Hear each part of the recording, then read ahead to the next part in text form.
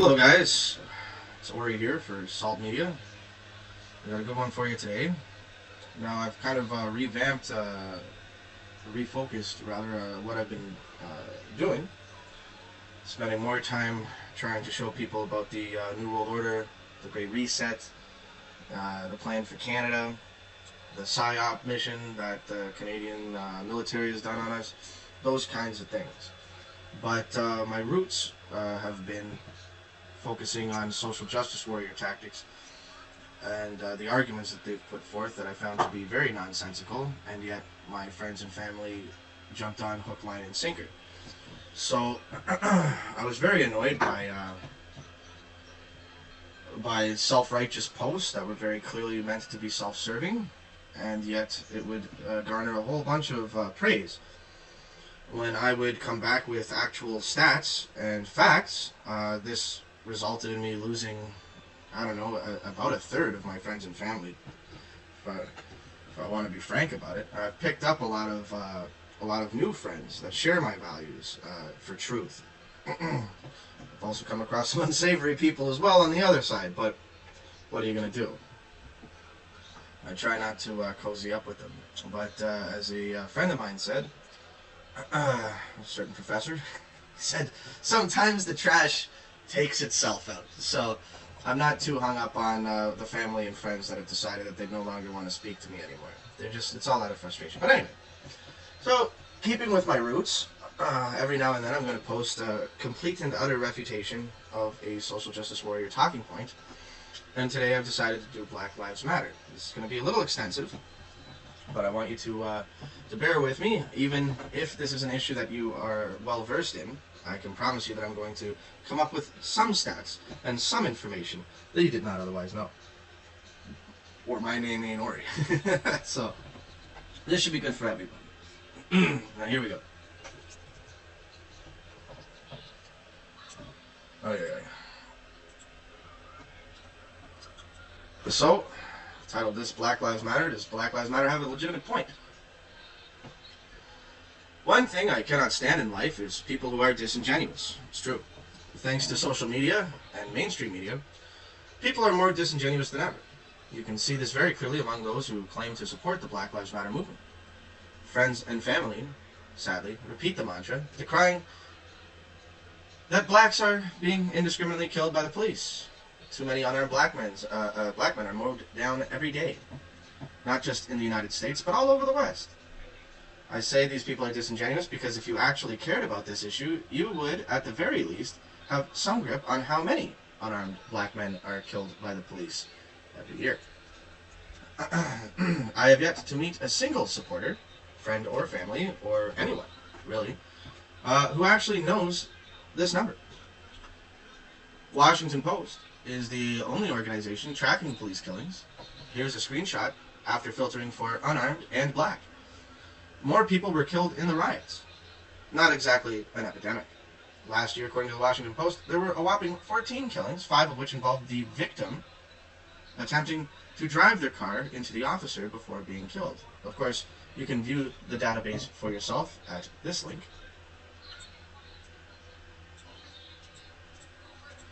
And here is a screenshot. And as you can see, it says 13 people, but if we just go to Washington, it's going to do that damn thing, isn't it? Okay, wait. Hit that, and stop them from doing that. There we go. Come to Papa.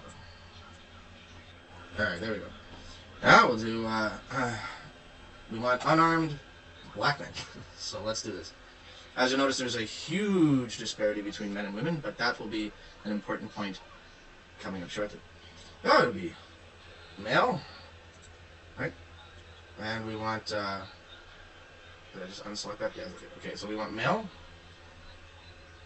and we want black, and we want unarmed. Okay, and let's do, well, you can see here what year. 2020, there have been 10 so far. 2019, there have been 13. 2018, there was 22. 2017, 21, 2016, 18, and 2015, when they started the database, there were 36. That's substantially higher. So it's on a downward trend. So for the entire total, since 2015, there have been a total of 120 unarmed black men killed by the police. And that's a fair bit. But I have yet to see anyone at all quote these numbers. Now, if we look at 2019, it's just 13. If we look at this year, it's just 10.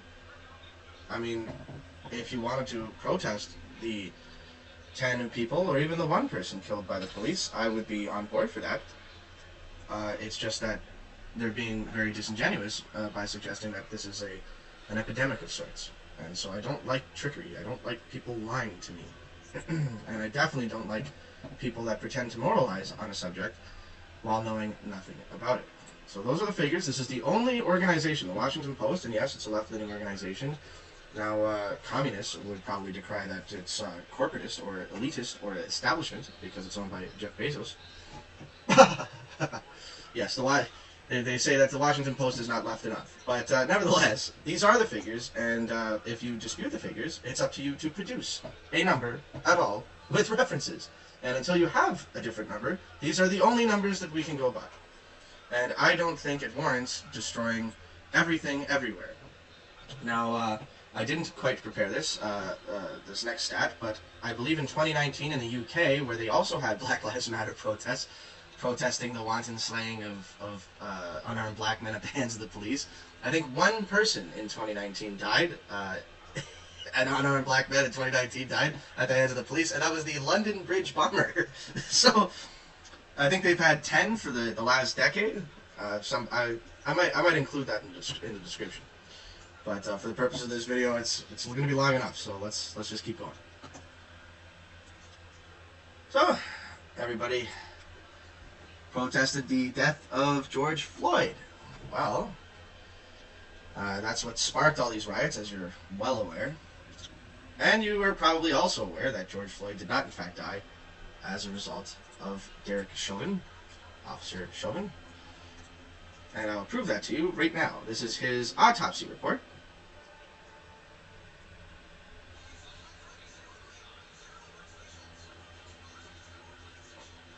You can see that he had heart disease. He suffered no life-threatening injuries.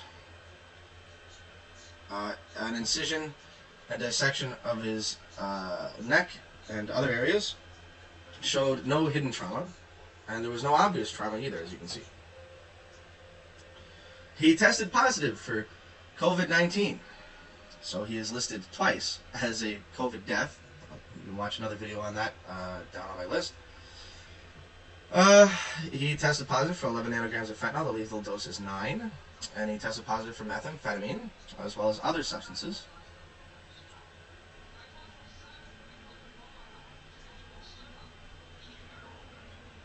And you can see the rest there. You're in Sweden.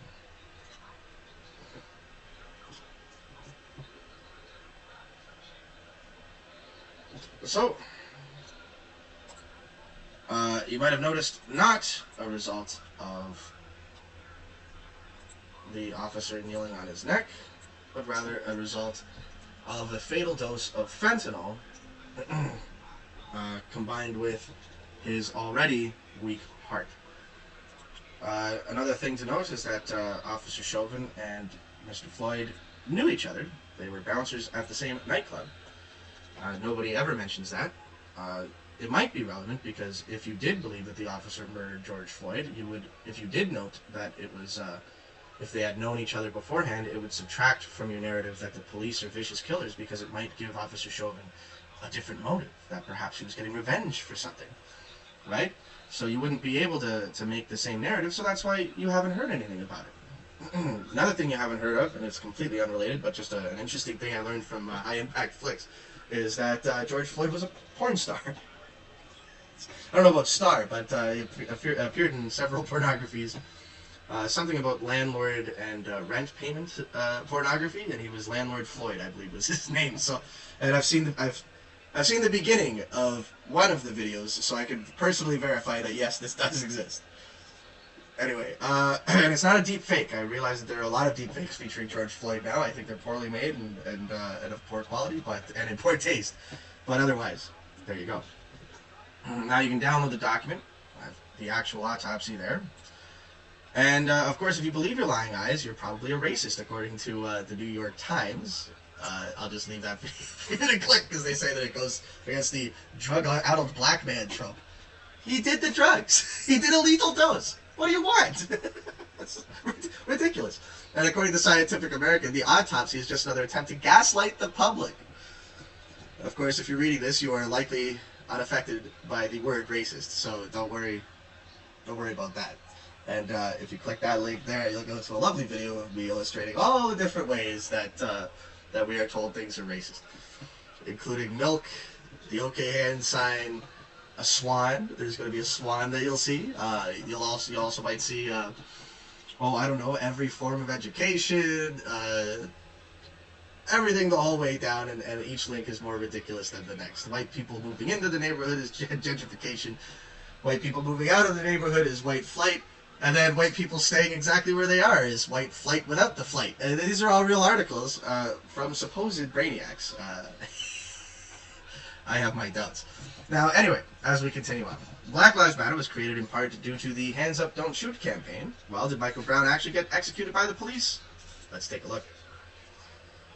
Hands Up, Don't Shoot ranked one of the biggest Pinocchios of 2015. This is from Politico. Not exactly a alt-right news outlet, but I'll just leave that for you there. And on we go.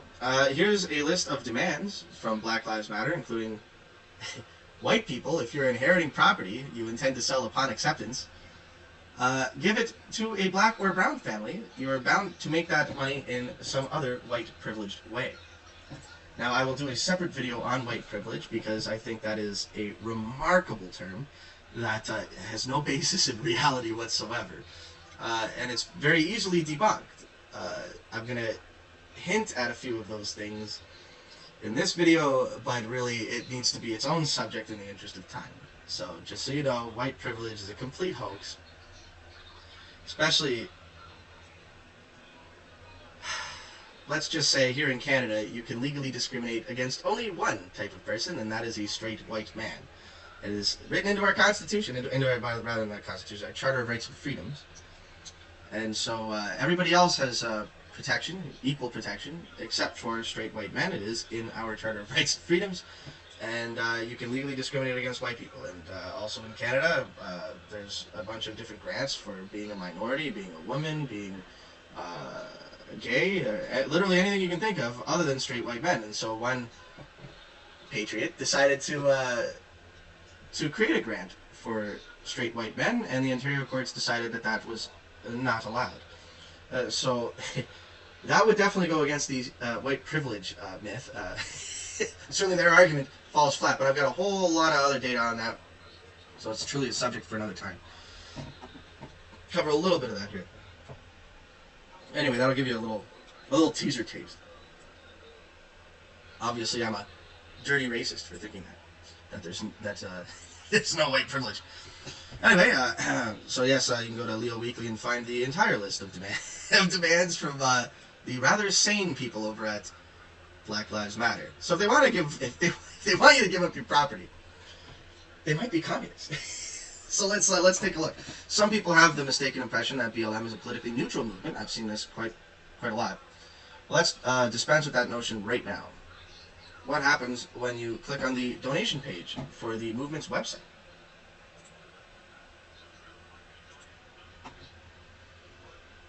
Here you go. It says at the top, blacklivesmatter.com. And if you go to blacklivesmatter.com and you hit donate, it takes you to Act Blue. No trickery here, guys. You can do this yourself. So what is Act Blue? Act Blue Charities is a registered charitable organization formed to democratize charitable giving. A copy of our latest financial report may be obtained by yada yada yada. and yada yada yada. Charitable organization formed to democratize charitable giving. But there is something a little bit more nefarious here. So here we have the Act Blue website. And is Act Blue run by the Democratic Party or affiliated with any organizations? Act Blue is not, in fact, run by the official Democratic Party or any other organization. We are a mission-based organization, which is why only Democrats, not Republicans, can use our tools to fundraise. I wonder if perhaps the Black Lives Matter movement might be a politically partisan movement. Now, of course, I prove these things over and over again to my friends and family on Facebook, but they don't listen. They don't want to click the links. They don't want to see the truth, because, and we're going to get to that. But really, they're just going along to get along. They're doing whatever they think will allow them to maintain their social circle, and that's what makes them disingenuous and, in my view, disgusting people. Morally repugnant people that would stand on the backs of the unarmed dead black men that they are claiming to advocate for, in order to get likes and retweets and maintain their social circle. You are the most contemptible form of scumbag, and I can't really make that any more clear. Go fuck yourselves. And yes, if you're one of my friends and family that have invoked Black Lives Matter and told me tut tut tut, fuck you. Now, Black Lives Matter is a communist organization, or is it a coincidence that they use the exact same logo as the CCCP? Here you can see it is the exact same fist. It's the exact same fist in every way, guys. Come on, look. Come on. In every way, that is the exact same fist. So, it's also a coincidence, I'm sure, that one of the founders is a self-proclaimed trained Marxist. I've heard that it's actually two members that are supposedly Marxist. But here you go. Black Lives Matter co-founder describes herself as a trained Marxist. Because of course.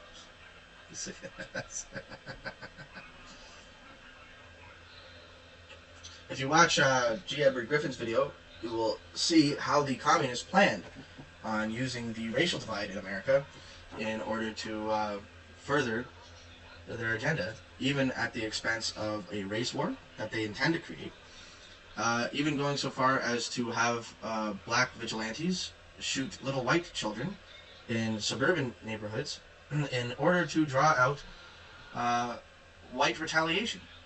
And the white retaliation would cause the blacks to feel like a race war had started, the black communities, and then they would come out, and we would be involved in just something that we don't want. So I thought that was interesting. We must resist their tugging on our heartstrings and on our emotions, and we must remember that most black people do not go along with this. Don't just know that this is a few select communists trying to destroy our society in every way that they possibly can. Communism is the enemy, and there's a bigger enemy above them that I won't mention right now. But for these purposes, communism is a fine enemy to fight against. And if we fight against communism, we will be one step closer to defeating the true enemy. But anyway, so for crime statistics, I would like to point out that men make up the overwhelming majority, as you saw when I pulled up the Washington Post there. Men make up the overwhelming majority of those whom are unarmed and killed by the police. But there's no serious public outcry against systemic sexism. We instinctively accept that the majority of violent crimes are committed by men, and as such, men will be, disproportionately to the population, killed by the police. Even innocent or unarmed men will be overrepresented. So why then should we embrace the notion of systemic racism? Of course, we would have to first establish that black men do commit disproportionate amounts of crime, and I know that a lot of you are going to be rolling your eyes at this because you are already well aware. But keep in mind that this is also for my friends and family who refuse to see facts or reason. They don't do the research that I put forth for them because they don't want to see it. And they are probably hate-watching me right now to see if I slip up and do something incredibly racist or bigoted, which I may just do. I don't care. I'm just going to say the facts. When I do a whole video showing all the ridiculous links on what things have been called racist, do you think I care if I'm called racist? Anyway, black men commit nearly half of all homicides in spite of being only 6% of the population. Right-wingers get this wrong when they say 13% of the population, because it is really only young black men, and if I did young black men, it's even less, obviously. I think it's about 2% of the population. But nevertheless, let's just hedge our bet and say it's 6%. Okay, all black men. Well, it's 52% of homicides, by the way. But Hispanics make up the next 30%. That's 80% of homicides done by just two groups. Let's take a look. This won't be news to many of you, but bear with me because I will have something going forward that you likely haven't seen. On the offenders category here, we have all homicides, and we have black men committing 52.5% of the population. That's more than any other group, and keep in mind that they're only 6% of the population. And if you subdivide that down, like I said, it's even less than that when you go by age. So here you go. This is homicide trends in the United States from 1980 to 2008. And if you think that it just suddenly gets better after 2008 and I'm tricking you somehow, I encourage you. I'll probably include some more links in the description, but I'm not pulling any funny business. This is just for the interest of time that I don't go through every single year since 2008. But I assure you, it never dips below 50%. No tricks. I got nothing up my sleeves, guys. These are the facts. Even the left-wing Channel 4 admits these statistics are true. The claim, it's important to note that black men commit nearly half of all murders in this country, which is astounding when you take into consideration the fact they only make up 12 to 13% of the population. Whoever wrote that is wrong, because black men, like I said, are half of 12 to 13% of the population. Women have a slight majority, so it's 6%. They were angry, yada yada yada. Fact check has already looked at the statistics on killing by law enforcement officials. Though imperfect, the official figures suggest blacks are disproportionately likely to die at the hands of the police. Of course, they are a left-wing organization, can't have it all. One reader, James, wrote, "It's important to note that black men commit nearly half of all murders in this country, which is astounding, yada yada. So given this fact, does it make sense that black men are disproportionately involved in shootings with the police? Your graph is appropriately proportionate when you take into consideration the role of the black population plays in not just murder but crime in general. If one group is more likely to be involved in that, then they are more likely to be killed by the police. So they have nothing to complain about if that's the case. It is true that around 13% of Americans are black. Of course, again, I don't need to keep making the same point. And yes, according to the Bureau of Justice Statistics, black offenders committed 52% of homicides recorded in the data between 1980 and 2008, and only 45% of offenders are white. Homicide is a broader category than murder, but let's not split hairs. Well, thank you for some honest reporting. And I welcome you to come here and check that out for yourself. So, the numbers are indeed not good for the idea that blacks are unfairly targeted by the police, which is why body camera footage is largely exonerating police from accusations of racism. Police body cameras can threaten civil rights of blacks and brown people, new report says. So now, the body cameras have come out and shown that black people really are making up a lot of these attacks, and you can go check out some of that on Mark Dice's channel. But once the body camera footage comes out and shows that, hey, police are not indiscriminately killing black people, all of a sudden the body cameras themselves are racist. And they threaten the civil rights of black and brown people to falsely accuse the police. I'm no lover of police. I'm sorry. If you think that that's what I am, I'm not. Okay, I have views on that I don't need to get into here, but I will say that I'm not some sycophant for the police department. Anyway. This is preposterous, so there you go. That's Newsweek. Very credible organization. Incredible, let's say. But this brings me down to where I would like to be, which is single motherhood. Some of our more communist friends might be tempted to argue that the abysmal rates of violent crime and homicide are due to racism and poverty.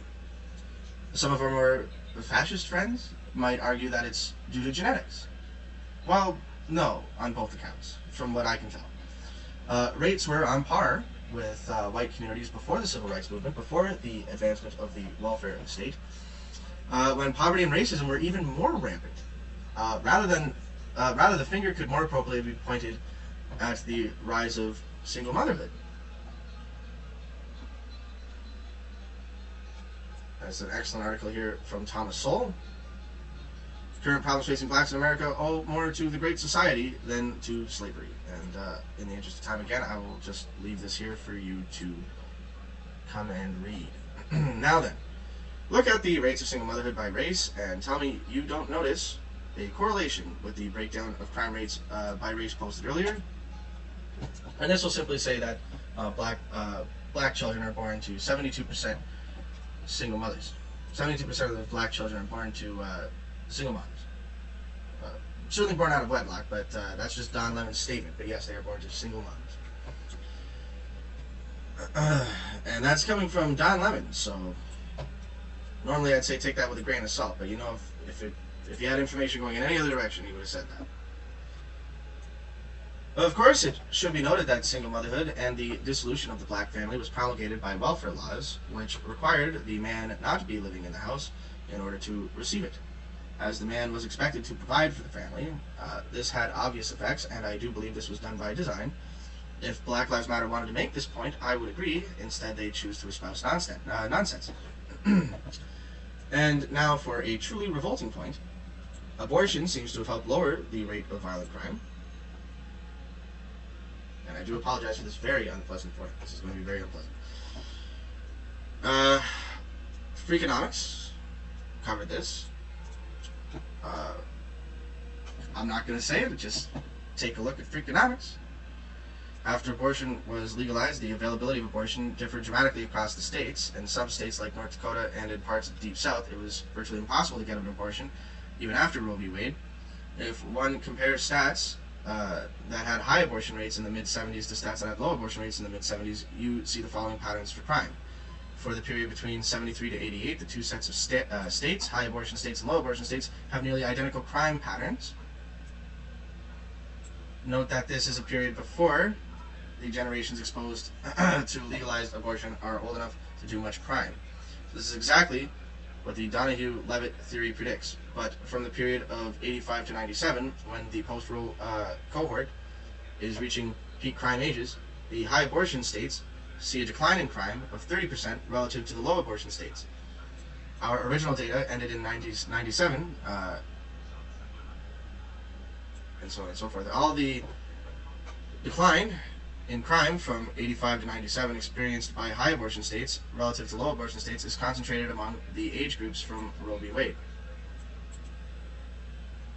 For people born before abortion legalization, yada yada yada, crime pattern is high low abortion states, just as Donahue-Levitt theory predicts. So the evidence from Canada, Australia, and Romania also supports the hypothesis that abortion reduces crime. And again, sorry for this, abortion rates are particularly high among blacks. More black babies are aborted in New York City than born, as one example. But yes, in another video I will be talking about abortion and how it was created by eugenicist Margaret Sanger to cull blacks, the poor, and the, let's say, genetically inferior. Like, you know, people that are born with recessive genetic illnesses. Though it is an issue for another day, as I just pointed out, Planned Parenthood was created by eugenicist Margaret Sanger with the express purposes of canceling blacks, the poor, and the enfeebled. You can read more about this on another article I wrote here.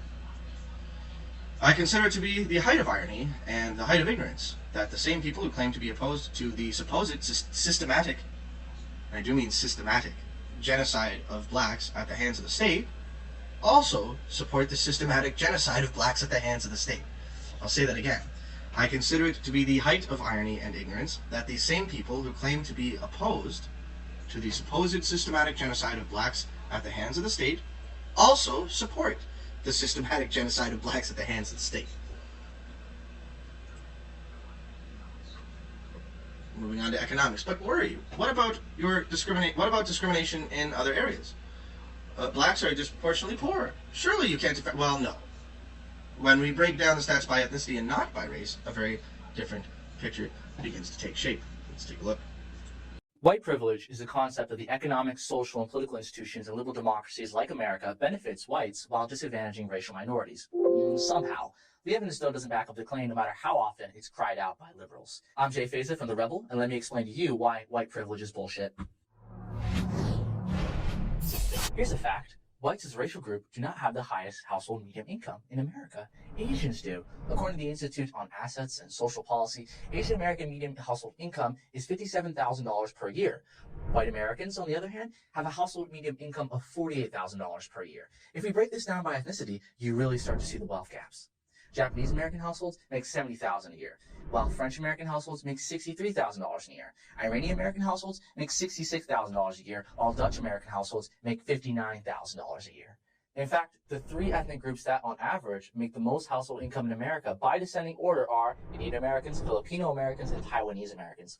How can the notion of white privilege exist when non-white racial groups make more money than whites? In purely economic terms, Asian privilege makes more sense as a concept than white privilege, but you're never going to hear liberals complain about Asian privilege. That'd be racist. Liberals do complain about the disparity between the average black household versus white household. They claim that because blacks on average make less household income and less money than whites in general, that's a sign that our economic systems have fallen and we're living in a racist society. Ooh, boogeyman, the economic system's against you. Despite their claim, though, certain black ethnicities like Nigerians and Ghanaians are well off. Nigerian household income is $61,000 per year. Ghanaian household income is $57,000 per year. How can liberals argue that we live in a society that economically disenfranchises blacks when Nigerian Americans have a higher household income than Dutch Americans and French Americans, and Ghanaian Americans have a higher household income than Albanian Americans, for instance? The question that any honest intellectual should ask themselves is, why do these particular black ethnicities have a much higher household income than other black ethnicities, and even higher income than other white ethnicities? And this is when you start to see the logic of white privilege fall apart as a concept. We're supposed to believe that there's this racist economic system out there oppressing minorities, when in reality, the economic problems minorities face in our society are almost entirely caused by their own actions or lack thereof. It's almost entirely caused by the negative aspects of culture. The National Center for Policy Analysis came up with challenging but doable steps in escaping poverty in America. In fact, they simply titled their findings of their study, How Not to Be Poor. There are two steps in particular that a person or group of people should do in order to not be poor. Number one, stay in school. Graduating high school, a technical school, college, or university dramatically increases your chances to not be poor. Of those people who complete some form of college, only 6.6% fall below the poverty line. Blacks, on average, have a dropout rate of 31%. Whites, on the other hand, have a dropout rate of 14%. Is it any surprise, then, that whites have a higher income? They do drop out of school less often, after all. Meanwhile, 17% of all Nigerian Americans have master's degrees. Is it any surprise, then, that Nigerian Americans are so economically successful while other black ethnicities are not? Nope. It's just simple reality. If you graduate from school, obtain degrees, you'll probably have a higher income. That's why Nigerian Americans have more household income than other black ethnicities. And two, prepare to be a parent as much as you can if you're going to be a parent. This is simple at face value, but sadly many people, particularly black Americans, give birth to children out of wedlock, most of the time fatherless, sometimes to mothers who are teenagers. 72% of black households are headed by a single mother. In contrast, only 25% of white households are headed by a single mother. Asians, 17%. If 83% of Asian households have two sources of income, is it any surprise then that Asian households have significantly higher household income than black households? Black households are usually headed by a single mom, one income. Therefore, they're going to be poorer on average. No one, not even the white man, is forcing these children to be fatherless. Out-of-wedlock birth and fatherlessness is completely their fault. And the mindset of abandoning your girlfriend comes from their culture and lifestyle, and it contributes to the continuing poverty. In conclusion, white privilege as a concept does not make any sense, economically speaking, because Asians and certain African ethnicities have a higher income than whites. In addition, a lot of the reasons why certain ethnicities have less income, household or otherwise, is of their own doing. Keep that in mind the next time someone, a liberal, brings up white privilege. If you enjoyed this video, please like and subscribe. Okay, two things there. I don't believe that it is correct to say that it is not the fault of the white man entirely, because as I pointed out, welfare laws required that you not have a man at the home. So if you needed welfare and you just had a family, you would have to get rid of your husband or your boyfriend that helped have your children. And I think it would be incredibly foolish to think that they did that by accident. The logic is obviously the ostensible purpose, which is, well, you have a man there, the man should be able to go out and provide. But if I'm not mistaken, men could qualify for welfare. I'm not sure about the United States, but I believe men were still able to qualify for welfare because there was still the Equal Protections Clause. So this tactic of saying if you have a father in the household, he has to go, seems entirely designed to disrupt the household. But again, if I heard anybody making that point, I would largely agree with them. I might entirely agree with them, at least on that point. But nobody even makes that point because nobody's aware of any of this, because nobody really cares about the issue. They're just doing whatever they can to get likes and retweets and have their friends not think of them as a dirty racist. And so if they can convince you of how racist you are, certainly they can't be racist. So please spare me. This is what I think of you, all you people from my Facebook. Go fuck yourselves, you scumbags. Anyway, let's move on. It might surprise you to learn that Nigerian Americans are earning far beyond the median household income.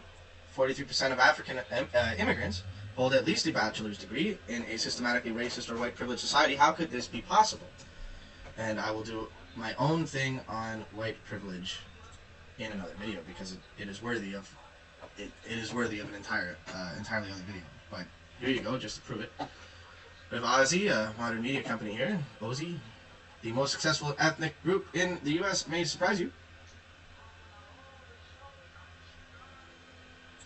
Today, 61% of Nigerian Americans over the age of 25 hold a graduate degree, compared to 32% for the U.S.-born population. According to the Migration Policy Institute, among Nigerian American professionals, 45% work in education services, and yada, yada, yada. Yes, as a matter of fact, you will find that Nigerian Americans are indeed the most successful ethnicity.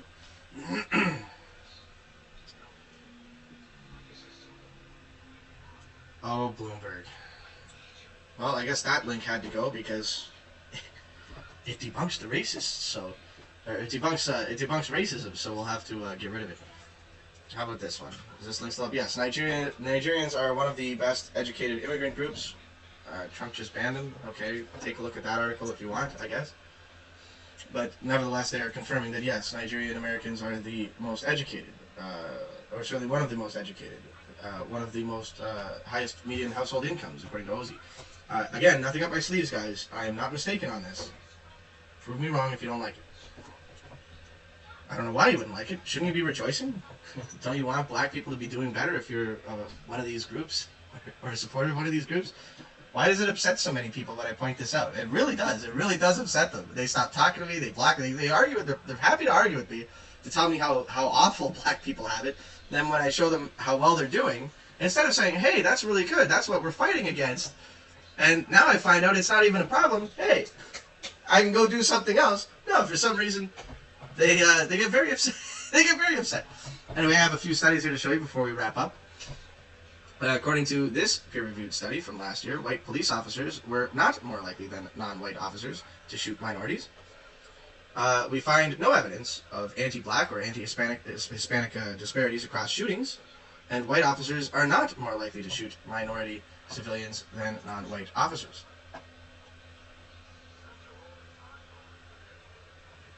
And here's that study. I'm going to have to archive these things because they're going quick. They're going quick. I have a few of these things that disappeared.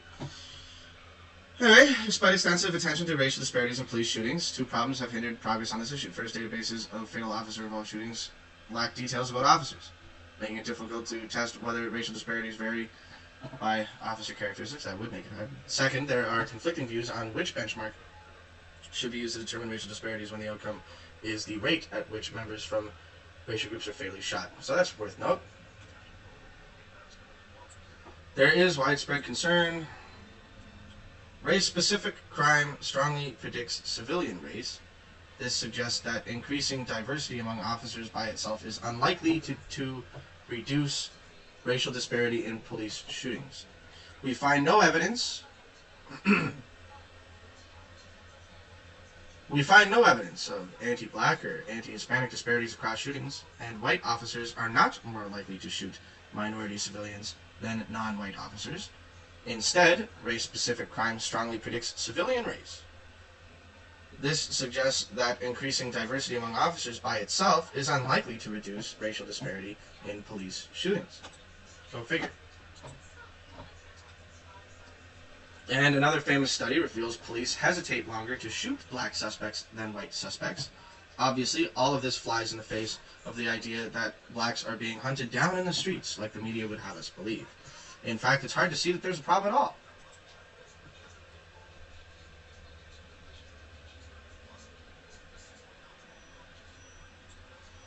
Here's that study. Race-related, let's say, these findings challenge, we found that despite clear evidence of implicit bias against black suspects, you cannot have clear evidence of implicit bias because implicit bias was never distinguished from the novelty effect. So these people are obviously very motivated lefties, because to even use the term implicit bias is ridiculous in and of itself. They never distinguished implicit bias from the novelty effect, so that's hogwash right there. But even these people said officers were slower to shoot armed black suspects than armed white suspects. That's when they have a gun. And they were less likely to shoot unarmed black suspects than unarmed white suspects. These findings challenge the assumption that implicit racial bias affects police behavior in deadly encounters with black suspects. Well then, maybe you should get rid of that term, implicit racial bias. And if anybody's interested, I might post my how I destroyed my own academic career by challenging notions like this. And I straight up smacked down my professor on this issue, as well as a number of other issues. Social psychology. It was brutal, and you guys might enjoy it. If you want to see that, be sure to leave a comment below and give me the like and the subscribe and all that jazz, and just say, hey Ori, I'd like to see how you destroyed your academic career, and I might just show it to you. I might not even blank the names out. It's fuck them. So anyway. Of course, I hear that Western nations are irredeemably racist, and we've been holding minorities down. And this is another one I brought up to my professor when she was trying to talk about white people being racist, and truly, she did do that. Hold on, wait. Damn, Washington Post, you gotta act quick with Washington Post. There we go, bam. Ah, too quick. Okay, one more time. Done. Okay, that's... Ah! Cocksuckers.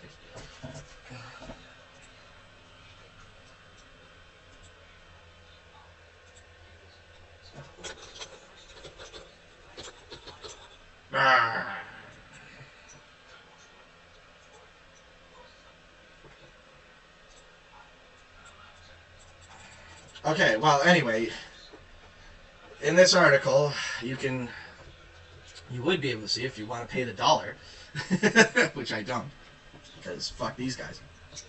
But it shows that the ones in blue are the least racist countries, and the ones in red are the most racist countries, and you wouldn't be surprised to find out, lo and behold, that it is African nations, Middle Eastern nations, and even South American nations that are pretty well the Southern Hemisphere is the most racist. The Western world is the least racist, and they base this off of who would you not like to have for a neighbor, and the number one response was people of another race in these countries, and there you go. Here's another study showing hesitation to shoot black suspects. At the end of the study, you can find several other studies going back as far as the 70s that all corroborate these findings. And that's what you should do with every study, by the way, is they always say this is based off of this research, and this is the research that we want you to do in the future. It's part of the format for making a study, in case you're not aware. So you'll always find that. So you'll always be able to track and trace all the supporting studies. Unless it's truly groundbreaking, but you really don't get many groundbreaking studies in academia, because I'll show you this one, the grievance hoax studies. I might do a video on that. Basically, if you come out against what everybody knows, that's the end of your career. Anyway, study results suggest that subconscious associations between race and threat exhibited by participants are not linked to their shooting behavior. The implications of this finding for understanding how race and ethnicity affects decisions to shoot, and for conducting empirical research on this important topic, are discussed. Well, anyway, you got the results. So, in closing, I do believe the crux of the issue is due to single motherhood, delay of gratification notwithstanding. I will end this segment with one final thought. Sexual promiscuity and recklessness also seem to be a direct consequence of the dissolution of the family. Those raised by single mothers are far more likely to be infected with STDs. The following are screenshots obtained by the CDC. Now, this sounds unrelated, and I'll admit it's a bit of a reach. You can see how much I'm reaching on this, but I decided to include it because there are effects from single motherhood and being raised in a single mother family, and with 72% of black children being born out of wedlock. And yes, I already owned up to the fact that I think that this is by design. We would expect to see problems in other areas, not just with crime. And lo and behold, let's look at these stunning STD statistics. So, as you can see here, these are from the CDC. I took the screenshots myself. So again, nothing up my sleeve. I took the screenshots myself, and you can see the name of the PDF at the top, I think. Nevertheless, I'll try to get this included for you as well. So it started at 40% in 1999 to 2000. It is down to what looks to be about 33 to 35% for 2015 to 2016. And this is percentage of black people, non-Hispanic blacks, that have herpes simplex virus type 2. So genital herpes. And that is about a third of all black people have genital herpes. Also, pretty disturbing is that about 15% of the total population, if I can see that correctly, forgive me, I might need glasses, about 10% of the total population has it, which is disturbing enough. But really, a third, and back in 99, it was almost like, back in 2001 to 2002, that's the highest peak here, and 2009 to 2010, it's about 50%. Hold on just a second, I'll be right out. As you can see above, between 33 to 40% of all black people have genital herpes, which is pretty disturbing.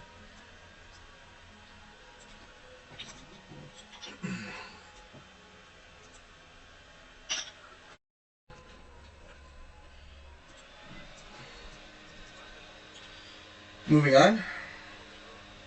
Primary and secondary syphilis, you can see vastly disproportionate amongst black men.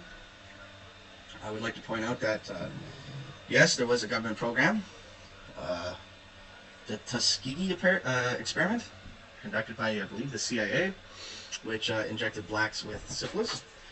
So if BLM wanted to make that point, I would also have to agree, because it is a fact, but I don't see anybody aware of that either. Gonorrhea rates, you can see here as well, huge disparities, and chlamydia amongst women and American Indians and non-Hispanic. I'm not sure what OPI is. What was that here? Definition of term somewhere here. Hawaiian and Pacific Islanders.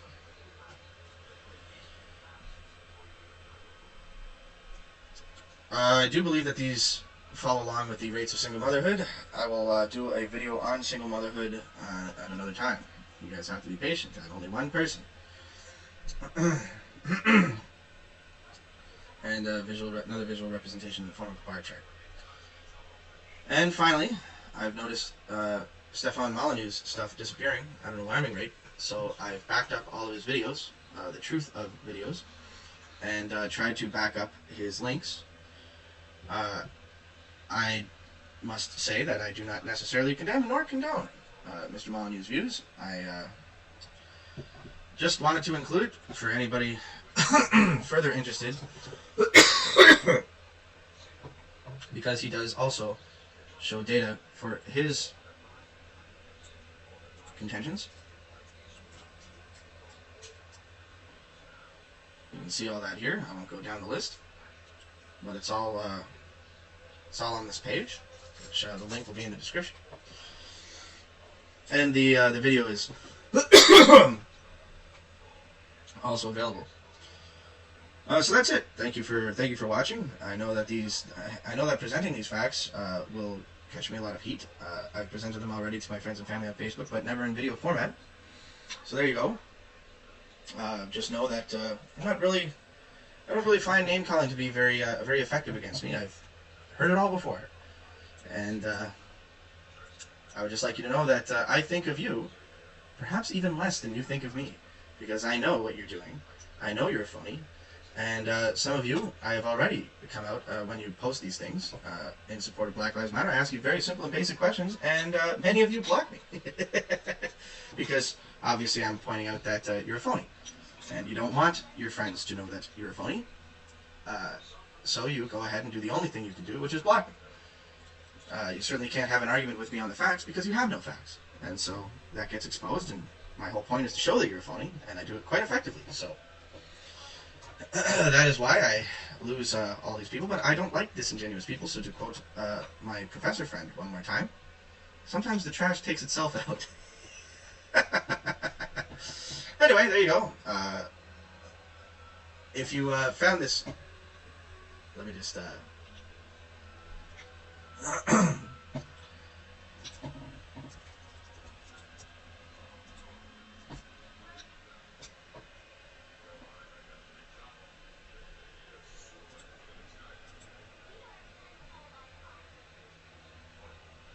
If you found this video to be interesting, please come over to my BitChute, which is Salt Media.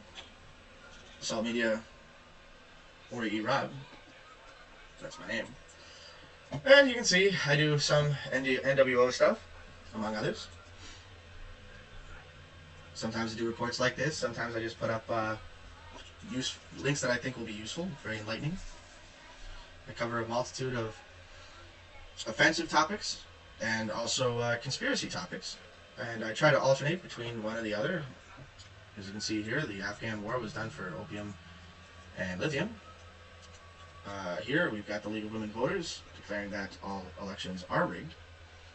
The plan for Canada leaked. And other leaks. And I hope that you'll come by and give it a look. And if you're already watching me on BitChute, thank you very much. I hope that you will like and subscribe. I am up to 40 subscribers now, but these are still rookie numbers, and we got to pump up these numbers. Can you help me get to 50? I'd like to get to 50. Anyway, thank you very much for your time. Nothing else to say. Thank you very much. Have a great day.